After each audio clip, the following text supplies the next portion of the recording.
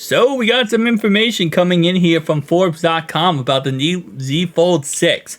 Keep in mind this is the base variant Z Fold 6, not the Ultra variant that we will see later in the year. So this base variant is going to be $100 more expensive than the Z Fold 5 variant. So every single Z Fold 5, which hit at a price tag of $17.99, $19.99, and $21.99, all of them are going to be $100 more expensive.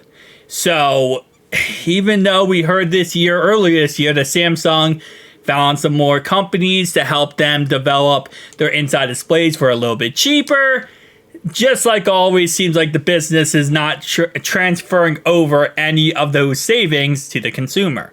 So they're actually going to be saving money, making more money, costing them less, and charging us $100 more.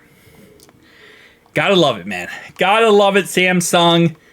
You know, with all these other foldable phone markets, or companies really picking up, you would think Samsung would be trying to, keep as many customers as possible. But no, they're kind of just going with what they're going with. So that's a huge L, in my opinion, for Samsung here.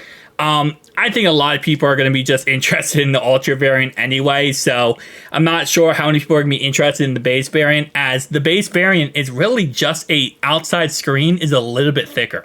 That's all it is.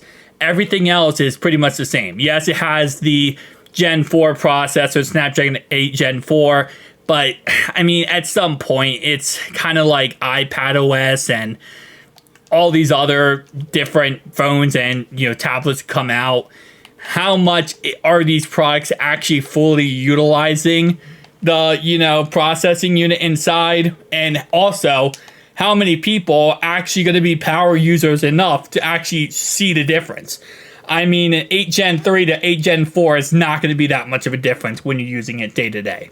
I promise you probably won't even be able to tell much of anything. So the two latter colors, white and craft black. So we also got some colors here. So for across the range of the premium foldable, navy, pink, silver shadow, white, and crafted black will be coming out with the Z Fold 6. So it's kind of something I'm not surprised about, to be honest, when it comes to Samsung. Because again, this is just kind of how Samsung works and the stuff they do. But it's just, again, just kind of disappointed that we're not seeing any, at least give us, if you're going to be able to make the phone for cheaper and really not make much of an upgrade to this phone, at least give us the same price tag we got last year, okay?